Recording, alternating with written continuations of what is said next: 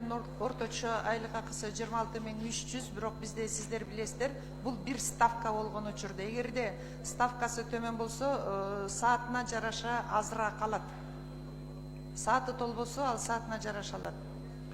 Сиз кандай ойлойсуз? 26.300 менен иштейби мугалим? Өзүнүн үй бүлөсүн багалабы?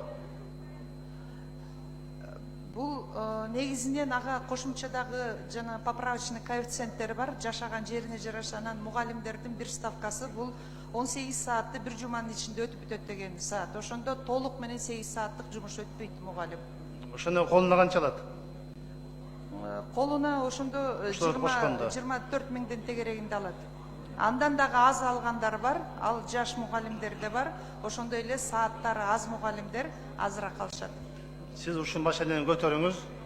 Убагында 2022 жылдын мурунку Камбин төрагасы Акылбек Жапаров айткан 100 миң сом алат жаш мугалимдер. Жаш мугалим кыздарды үйлөнөбүз деп артына кезекке турат деп айткан. Көрсө баары жалган экенин алдап коюптур. Ошон үчүн сиз маселени көтөрбөсөңүз, реформаңыз ишке ашпайт эч качан. 26 миңге жакшы адисти кармай албайсыз. Бул багытта кийинки этаптарда сунуштарыбыз бар. Азыр биринчи этапта жакшы сапаттуу билим берүү чөйрөсүндө окуу китептери менен жана инфраструктуралык программалар менен камсыз кылуу менен мугалимдерди эмгегине жараша акы төлөө системасын киргизе баштайбыз. Ошондой эле биз жолугушуп барганда мен угуп таң калдым. Тек персонал ошол жерде жөнөкөй кызматкерлер бар экен, мугалим эмес.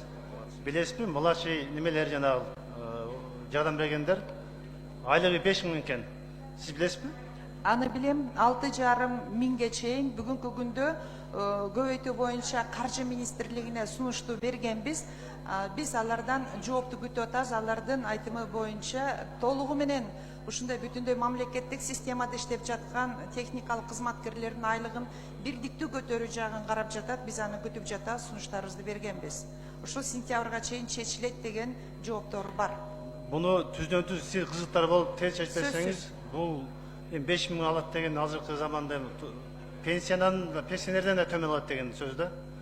Ошон үчүн буну иштеп жатабыз. Тез чечилет. Өзүңүзгө жоопкерчилик алып чечиңиз.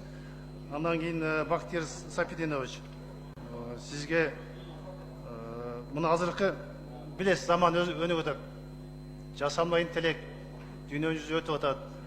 Мына Америка Кошмо Штаттары керек болсо билим берүү министрин жоюп салды, биз керек эмес экен деп. Сиз кандай ойлойсуз? Ушул боюнча планыңыз, программа барбы? Жасалма интеллект кризиси боюнча,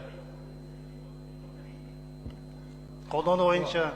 Албетте, толугу менен колдойбуз. Бул жасалма интеллект бүгүнкү талаптын учуру, бул керек ар бир ишмердүүлүккө.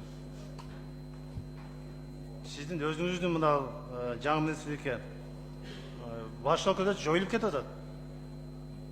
Бизге сизге суроо бердим, кандай кабыл аласыз жасалма интеллектти? Сиз юристтерди кыскартам дейсиз. Ошо менен чечилеби биздин да көйгөйлөр? Жасалма интеллектти туура эле кабыл алабыз, бул керектүү нерсе.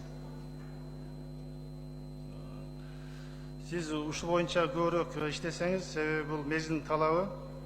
Бизге жакында ошо сиз айткандай юрист, экономисттин окуп кереги жок болуп, кажети жок болуп калат. Ашып келсе 5 жыл. Рахмат.